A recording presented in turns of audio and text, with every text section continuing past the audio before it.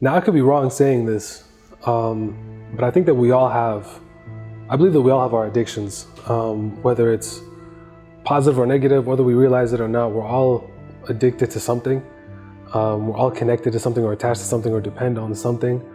And I always live by the statement that too much of anything is a bad thing. And that's something that I've struggled with on a personal level, trying to find that balance in life. And finding balance is a lifelong journey that a lot of people sometimes never reach.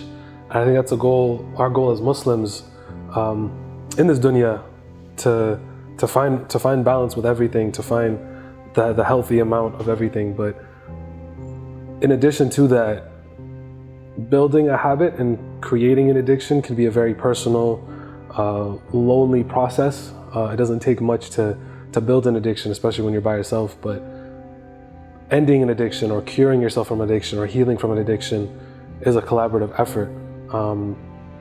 And so it's super important to, one, recognize that when the addiction is there, when you have a problem, when you have an addiction, that you're vulnerable about it, and you're honest with yourself. And then it's time to be honest with everybody else as well, those people that you trust. I think that having trusted adults, whether it's a teacher, a parent, a best friend, an older sibling, is huge to be able to voice that. And for a lot of people, Nasiha is the number one source for that trusted adult, that trusted figure in their life.